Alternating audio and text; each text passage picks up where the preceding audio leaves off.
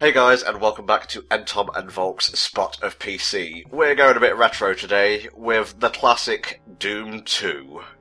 Oh yeah, this game scared me as a child. But then again, I probably shouldn't have been playing the game as a child, but Yeah. I say to that. Fuck age ratings, alright? Pretty much. I first encountered this game because my dad happened upon a demo which was literally contained within like a 3.5-inch floppy disk. Like the entire game was on 2 floppy disks. I think this may be the second FPS thing we've had on the channel, the first one being like Chex Quest, so we're very clearly not a shooter-based channel, but we're willing to take a crack every so often. I have to admit, unlike Rock of Ages, I don't really have that much experience with Doom 1, 2, 3, 4, 5, 6, 7, 8, 9, 10, whatever, at all. So, Volk, this one is your baby, primarily. Fair enough. I mean, I'm not as proficient at first-person shooters either, but I will give them a good go, especially when they're classics like this. Yeah. But you know, we're not playing first-person shooter, we're just chainsawing fuckers to death. Oh, there we go, now we got the pistol. So, why did you go with 2 and not the first game? Well, Doom 1 gave me some problems recording, and I think also in general, Doom 2 is just that little bit better. It has some very interesting and challenging level designs, also a few new elements added in here and there as well, so I thought Doom 2 would be the better choice.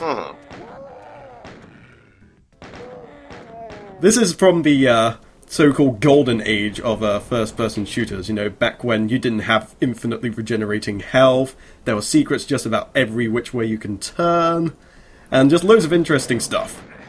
What's the correct term for this sort of shooter? It's not arena shooter, it's, I honestly can't think. Like, obviously you can classify the more modern ones as, like, linear, but this one has, like, multiple rooms and, you know, branching paths and so on. Yeah, I mean, it is pretty linear, as in, like, the way to start to the finish is usually pretty set in stone, but there are so many secrets and extra things you can do that, obviously, it's not quite as linear, because, obviously, you got a lot of freedom to move around, there's no secrets to unearth. Some good, some bad. It's like that guy hiding behind a door. He was not ready for your chainsaw, though. No, he was not. Didn't see it coming. Before he knew it, it was just chainsaw to the face, and that was it. Oh man, I'm starting to see that Chex Quest took a lot from, like, Doom and such. Yeah, I mean, Doom did inspire a lot of different first-person shooters. Some made by, like, the same team, or even by, like, some of the designers who then went on to sort of have a hand in making some of the other games, like Quake, Hexen, and then you got, like, Duke Nukem 3D and stuff like that eventually came about. And it very much became sort of like a Doom engine versus Duke Nukem engine sort of thing until Unreal Tournament came around and shook things up a bit. I love how dark this thing is. Just like you can't see too far in front of you or anything like that. It's just like, suddenly there's like an enemy in the distance or there's like monsters waiting for you behind a door. It's very, very scary. Like, even to this day, it still intimidates me. What's the story of Doom 2? Like, where are we right now? Well, Doom 1, you find your way on a planet called Phobos, and basically the minions of Hell have sort of made residence there. And essentially what happens is you go to Phobos, you find out what's up, you die, you go to Hell, you fight your way out of Hell, and you think all's well that ends well, but then suddenly, snap, the demons have invaded Earth. And that's where Doom 2 sort of continues from. So you're basically kicking these demons off your damn planet. What's the game with the Nazis? Is that Wolfenstein I'm thinking of? Yeah, that's Wolfenstein. Wolfenstein actually predates Doom. Ah, okay. But it's still a series that is very much going strong, and Doom is as well. Doom is getting a very new game in like the next couple of months, I think, actually. And Wolfenstein has recently had a new order and things like that as well, so they're still going strong. Wasn't that quite well received, actually, that new Wolfenstein game? Oh, it was very well received. It's a very, very solid shooter. I have to admit, when it comes to like FPSs and such, I'm mostly of, you know, GoldenEye variety. Dated as it is, I still find it pretty fun. But I think my most favourite FPS like series is Time Splitters. I love 2. I especially love 3, Future Perfect. Never played the first game apart from watching Tundra Boy dick about in it for like 10 minutes. I quite like Time Splitter's level design thing as well. They implemented a very, very solid engine with that, I think. Maybe don't blow apart like explosive barrels, Volk, when you're near them. I was hoping I would miss, but then again, we are using a double-barrel shotgun with 16 pellets, so I suppose it was bound to happen. Man, you're just blowing through these levels. Well, luckily I had a lot of practice, so, yeah. I know a lot of these things ahead of time. So what portion of the game are we covering today? We're going to be playing through the first 8 levels, so I kind of decided a good place to stop would be around the time we got the BFG. Oh, yeah. So that'll be a point where we can show off a few levels, you know, get all the weapons out there and things like that, and get the majority of the enemies out there as well. Also, just to make it short and sweet as well. Man, give Doom Guy like a plaster for his nose or something. This is hard to look at. His eyes are very bloodshot as well. He's looking a bit, ragged. And now he just looks paranoid. It's like, aliens everywhere. Demons. Gotta kill them all. So talk me through these demon varieties. What am I looking at here? Well, you have your standard former human / zombie types. So you got like your standard gunner, you got your shotgun dudes, and we'll probably be seeing this guy in just a second. There we go, right on cue, the chain gunner, the strongest of the human species. Well, in quotation marks. And then you got your demons. So we've killed plenty of the brown guys by now. Those are imps. And later on we'll be coming across the demon, and that is literally its name. However, people have started nicknaming it the Pinky. Ah. And you'll see why in probably a couple of minutes. Isn't there something called a Cacodemon, or am I like saying that completely incorrectly? No, you are absolutely right. The Cacodemon is in this game, and there's another enemy that's very similar to the Cacodemon called the Pain Elemental, which is very similar to the Cacodemon, except it's brown and it shoots lost souls at you, which are essentially just flaming skulls. Sounds pretty metal. Oh yeah, they're pretty brutal things, they are. I gotta say, I love the imagery of Doom, like the card keys, you know, the UI and such, and just the way you hold your weapon in front of you. It's all very iconic. Oh yeah, I mean, arguably this and Wolfenstein were the games that started it all, so there is a bit of a legacy there. What's your favourite FPS series? My favourite FPS series? I was quite fond of the Duke Nukem series. Okay. Duke Nukem 3D was a game I played quite a lot of. Doom, obviously, I played quite a bit of as well, but obviously that scared me. Duke Nukem was just hilarious a lot of the time, so Yeah. I tended to favour that a bit more, although recently the Borderlands series has proven to be probably one of my favourite first-person shooters, personally. I can see why you'd like that, because it is very, like, comedy-based. Well, it's also got those RPG elements thrown in there as well, which I was very impressed with how they implemented. But yeah, the humour is pretty top-notch as well. Oh, there are the Pinkies! I'm going to take those out from a distance so we don't have to deal with them later. It's also worth noting that things are very awkward to control in this game, because you kind of have to use WASD and the arrow keys, so you kind of have to sort of move yourself around with the controller. What, there's no keyboard and mouse, though? No, this was before, like, people got the idea of using the mouse to kind of do things, although there have been some light mods and such in the Steam versions where you can't actually control it using the mouse, and it does make things a little bit easier. Uh-huh. But there really wasn't much need to, because you can't look up and down. Basically, you got a horizontal plane, but on the vertical side, there isn't really anything. Like, monsters are infinitely high. So, as long as you're lined up horizontally, no matter where they are vertically, you will probably hit them. Volk with them physics facts. Just like behind the door as well. It's just like, nope, fuck that. Another thing worth noting, actually, is that the majority of the levels we're playing through was designed by a man you may know called American McGee. As in Alice? Yep, same guy. Ah. He had his humble beginnings making these Doom levels that we're playing through right now. He also did some work on some of the other Doom games, on Wolfenstein, and also on the Doom clones like Hexen. So he's been around the first-person genre as well before he went on to do the Alice series, which some may know and love. My friend's a big fan of Madness Returns, actually. It's a very solid game.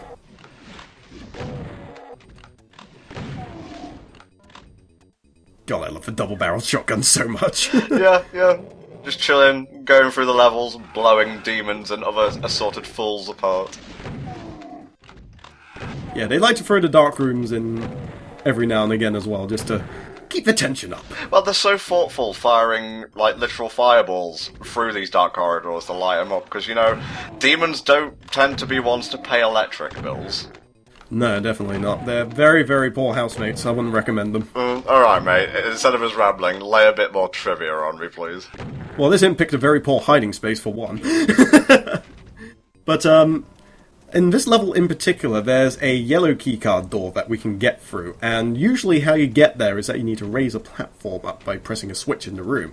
However, because of the way that Doom works, it is absolutely possible to run through the air towards that platform without actually needing to raise it up. And that's where a lot of like the speed running comes into it, because a lot of these guys that speedrun games like Doom will usually just sprint around everywhere and find all these places that you can literally sprint across platforms without needing to actually raise a platform, or just to cheese halfway through a level, because there is no jump button in this game. You kinda gotta make your way around just, running around, basically. So it's basically you gotta find like a new plateau, and then you can like ascend to a new area that way. Yep, pretty much. It's all about either finding a switch or just finding a way across. Sometimes it's very, very just like, okay, you need to sprint across this, otherwise you will die. It sort of reminds me, and I'm really reaching here, of the final level in the first Spyro, where you can only fly at a certain height until you get to a new area of that level, and then you get a new layer of height.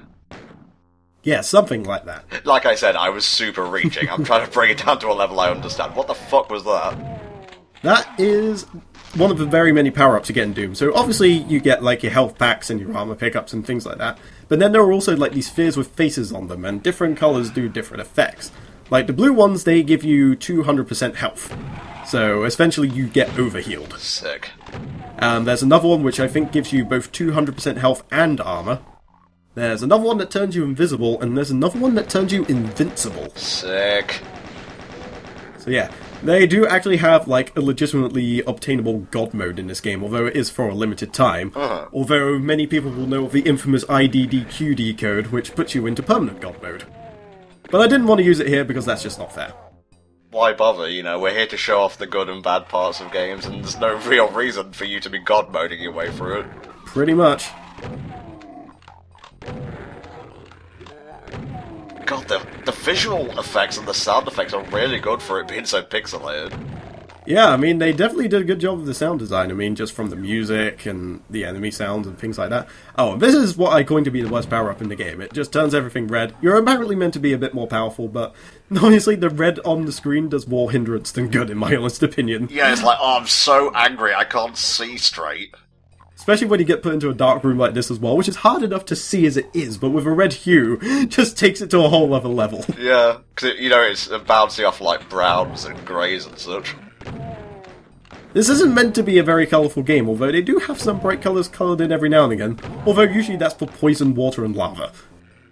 See, that's what I was saying about the quad keycards. That, and the blood that spurts out of enemies, just kind of pops. Yeah, I kind of like as well how they actually designed the game in such a way that all those dead bodies just get left there. So you can kind of see your path of destruction as you're going through the game. It's very, very gratifying. Can any enemies, revive and catch you off guard?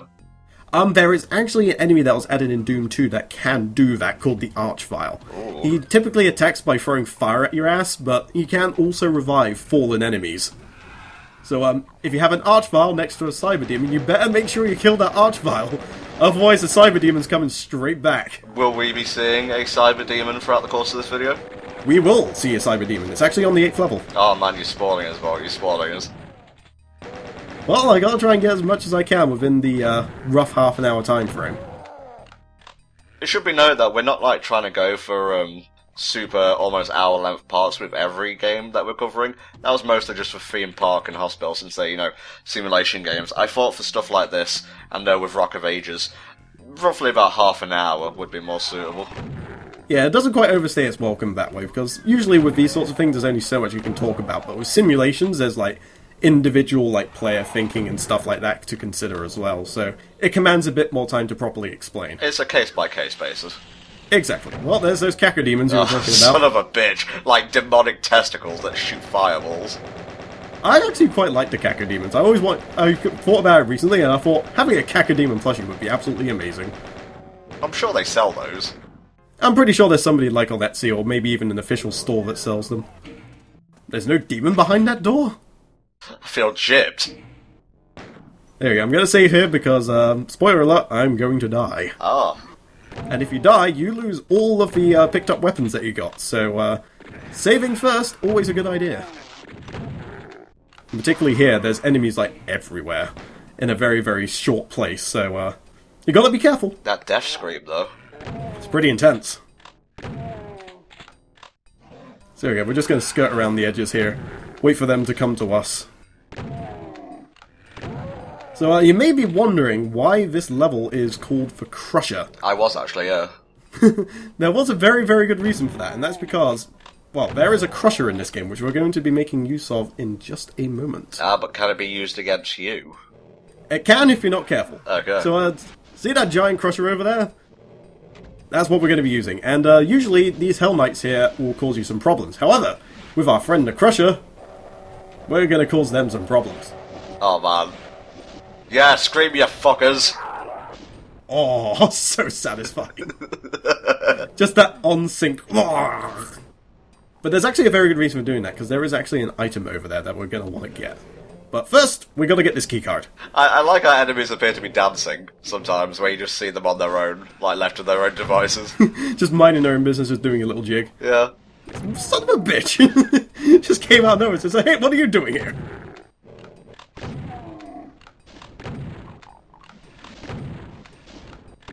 Aim your shots, Volk, Jesus.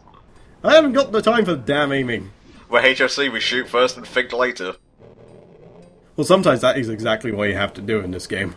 Thinking can oftentimes get you killed. Sometimes you just gotta go for it. Shoot from the hip.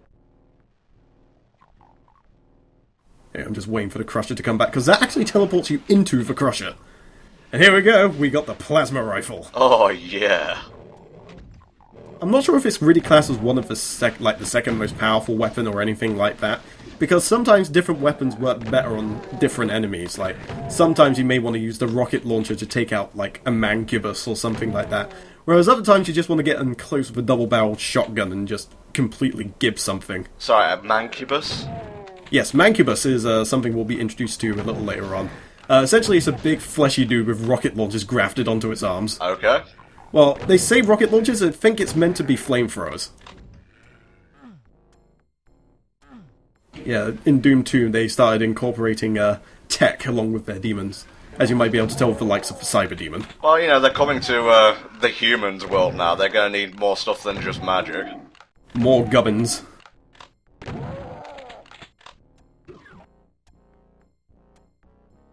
The atmosphere in this game is just absolutely incredible, and I just find it amusing that it still kind of scares me to this day. Well, you know, it's like, you have a certain weight to you, which has like a bit of a bounce, and so you're just going down these corridors, gunning things down, and then, whoops, there's a cyber demon literally around the corner. That's pretty much how it goes.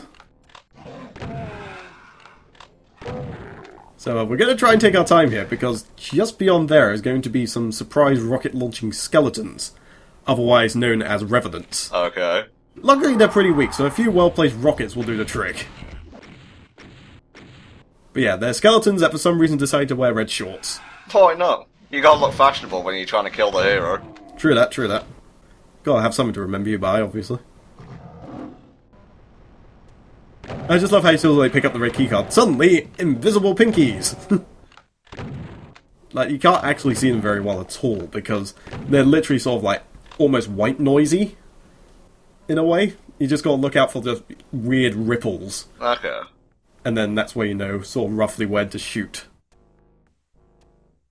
This is where I'm talking about using that speed to your advantage to get to places you normally couldn't. Oh, Volk, all these advanced techs and pro skills, I'm so proud of you. Well, I haven't quite got the hand of clipping through things yet, but, you know, one step at a time, Just take the compliment, damn it.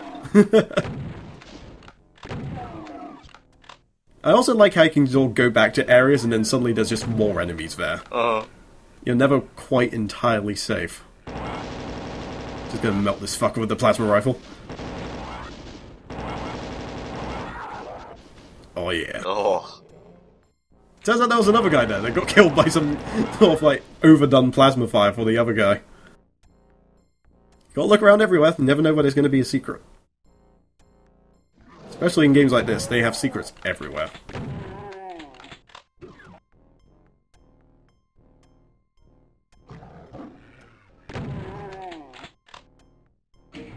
Yeah, it's another thing worth noting is that the difficulty levels in this game, while they're very, very cleverly named, like Ultra Violence, Nightmare, and things like that, As you increase the difficulty, not only does it give you more enemies, but it introduces some of the harder enemies much earlier on. Ah, okay. Like if you were playing on Ultra Violence on this stage, you would be introduced to the Spider-Mon, which is a giant brain spider with a chain gun. Oh, I think I've seen those, yeah.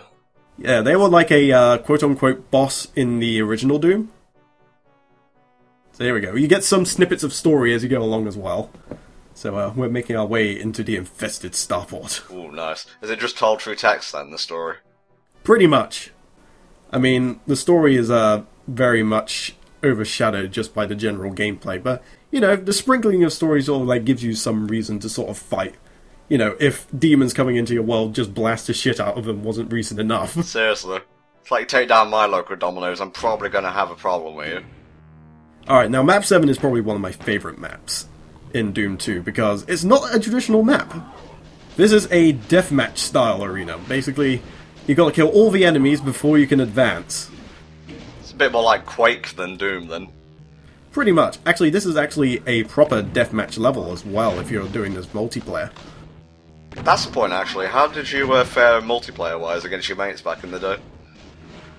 I didn't really play much Doom in multiplayer perspective. Mostly that was set on Quake 3 Arena and Unreal Tournament. Ooh, yeah, I think I actually played a bit of Quake 3 Arena. Oh, that is a fun game. But yeah, we set up the school computers that we had made Quake 3 Arena and Unreal Tournament available on the network. So getting people together a multiplayer during 3 periods was actually incredibly easy. I've got some fond memories of our IT teacher setting up like LAN connections and allowing us to play games on like, you know, the last few days before term was out. But yeah, we just put on the first-person shooters, and that was pretty much all we needed. Yeah. Well, either that or Slime Soccer. Do you remember that? Actually, I do not. Right, it's like a very simple flash game with 2 blobs, and you try and knock a ball into the opponent's goal. Simple premise, but sounds amusing. Yeah, we won't be covering that on Spot and PC, though. I think that's a bit too old school. So yeah, we were just looking around, making sure there's no other enemies, getting all the pickups. In the multiplayer version of this map, there is actually a BFG here, but you can't actually get to it at all in the single-player portion. Well, it'll be a bit OP to give it you right now. True that, and just like lying out in the open, because there's no secrets in this game. The only secret is the middle portion of the map, and it is actually impossible to miss it, because you need to go to the middle in order to actually finish the level. So there we go, that's that one. And we're going to come through the last map that I play through during this little playthrough here. And this is where we get introduced to both the Cyber Demon and the BFG 9000. Oh, one's bad, the other's really good. Oh, yes. So the first thing we're going to do is we're obviously going to try and get the BFG. So we're going to go to this room first, which will obviously be swarmed with Caco Demons. And the theme with this area is that there's loads of different rooms with different traps in each one. So you may get a Caco Demon flavoured room like this one, or you may get something completely different. You never know. So we're just going to make our way through whatever we can and just hope we find the right way. Are there like columns of flesh throughout this place, or am I like going insane? No, I'm pretty sure that is meant to be a column of flesh. Ugh. That's the room we want. Oh jeez. Now what happens is that normally you're supposed to pick up the rocket launcher here, and then what that'll do is that'll raise the platform up. And then they'll all come down on you at once. But luckily for us, we already have a rocket launcher to hand. Exploit. Well, it's more like just keeping our resources for when we need them. I suppose it's the game rewarding you in that way. Exactly. The longer you survive, the easier it generally is, because you've got all these different weapons available to you. Oh man, if there's one thing I don't like in FPSs, it's like blind corners and such. Well, they give you a lot of those, but luckily you do tend to get enough time to react, because your character does move pretty fast.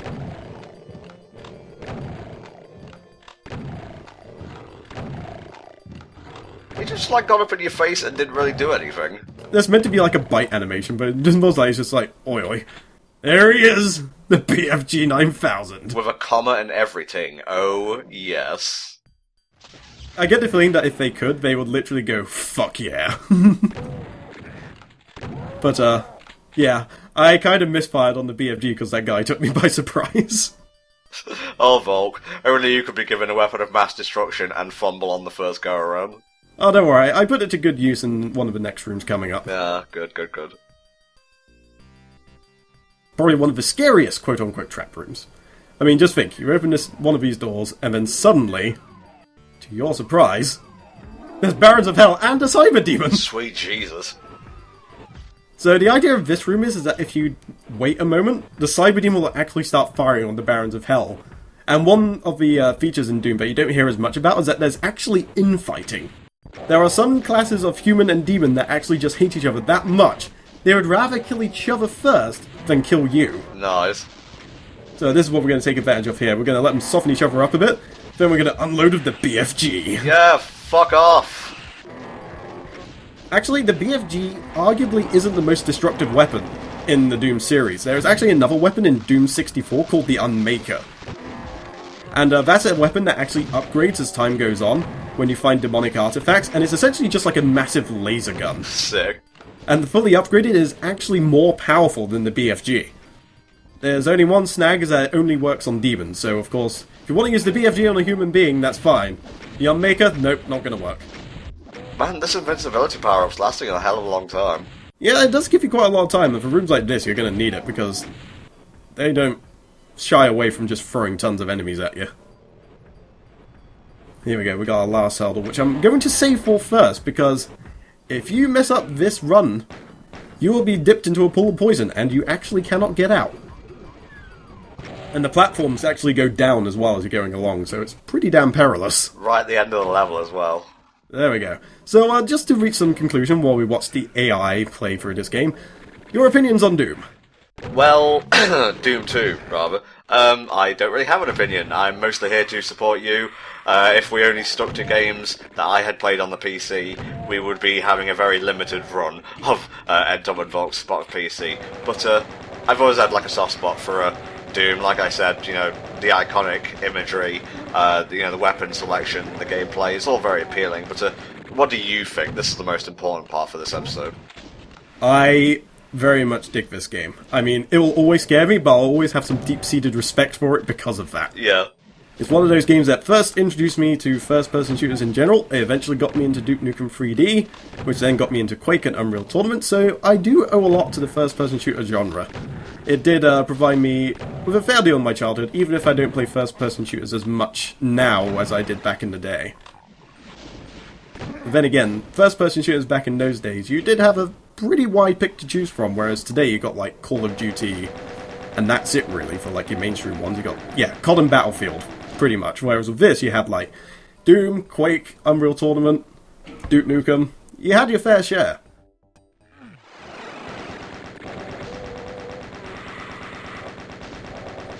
Oh, Skulls, why do you even try? If they take you by surprise, they can do some decent damage to you. It's worth noting that there is a very, very big modding community for this, so this is a game still very much worth playing today. So if you can pick it up, find yourself a mod like Brutal Doom or something like that, you're going to have a really, really good time with this. I believe Two Best Friends Play covered Brutal Doom, so I definitely recommend looking that up if you want a bit more FPS action. But we're done for today, folks. We shall see you in March, where the first game we'll be covering then, we haven't decided on the second one for that month, will be Faster Than Light. So we'll see you then for more NTom and Volk's Spot of PC. Bye for now. See you later!